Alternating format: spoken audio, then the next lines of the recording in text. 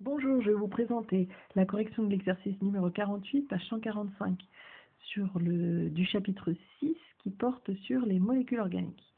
Alors, on vous demande d'identifier une molécule grâce à son spectre infrarouge, sachant que la molécule a 3 atomes de carbone. Donc, quand on vous dit que la molécule a 3 atomes de carbone, c'est que sa chaîne carbonée de carbone a 3 atomes.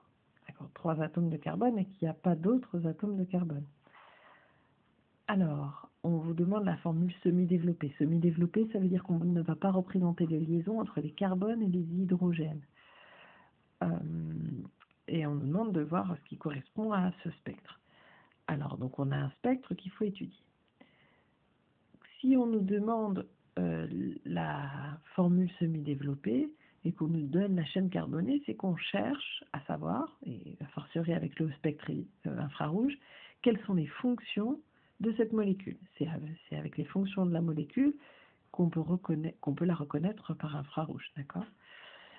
Donc on va observer par infrarouge les vibrations des liaisons et on peut détecter plusieurs groupes fonctionnels. Donc par exemple le groupe hydroxyde OH, le groupe hydroxyle OH. On peut détecter la fonction, le groupe carbonyle, C double liaison O.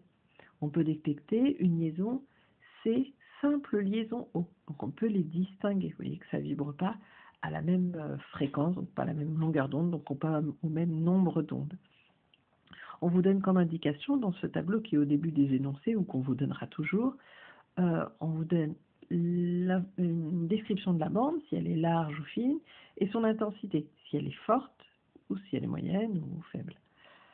Alors c'est parti, on va regarder le spectre. Alors, je vais essayer de faire en différentes couleurs. On va commencer en bleu. Alors, par exemple, on remarque que l'on a, alors si on regarde bien, une bande intense à 1700. Est-ce que vous la voyez?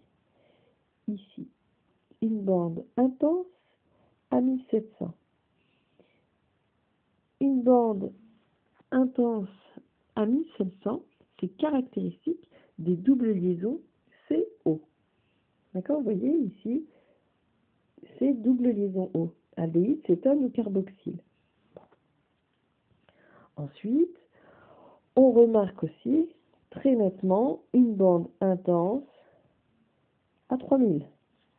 3000, donc c'est caractéristique de la liaison OH, où on a alcool et carboxyle. Le point commun entre ces deux pics, c'est la fonction carboxyle. Donc la fonction carboxyle est telle qu'elle, c'est, alors j'ai respecté les couleurs, O, OH. D'accord? Ça, c'est la fonction carboxyle. Donc là, en lisant le spectre, on a repéré ces deux fonctions importantes, ces deux groupements importants, ces deux groupes importants qui en fait ne représentent qu'une seule fonction, qui est la fonction acide carboxylique. Le reste du signal ici, on pourrait regarder, vous voyez, on remarque qu'on peut retrouver le pic à 1210, alors je vais enlever mon gribouillis, 1210, 1320, hein, d'accord, 1210, 1320, c'est par là. On a la liaison CO qui est ici. Forcément, on retrouve des liaisons CH, hein, qu'il va y avoir, donc forcément autour de juste avant 3000. Donc, les bandes caractéristiques sont les deux que j'ai représentées en bleu et en violet. Donc, on va pouvoir représenter la molécule qu'on nous demande. Donc, on nous a dit 3 atomes de carbone. On a vu que la fonction, c'était une fonction carboxyle. Comme d'habitude, j'écris aux limites du tableau. Et on veut la formule semi-développée, c'est-à-dire on ne va pas représenter les liaisons carbone-hydrogène. Donc ici, ce carbone a 2 liaisons. Pour respecter la règle de l'octet, il lui manque 2 autres liaisons, parce qu'un carbone réalise 4 liaisons. Là, ce carbone a une liaison, il lui en manque 3. D'accord ? d'accord? Bon, c'est pas très joli, mais je pense que vous, en tout cas, j'espère que vous avez compris. À bientôt.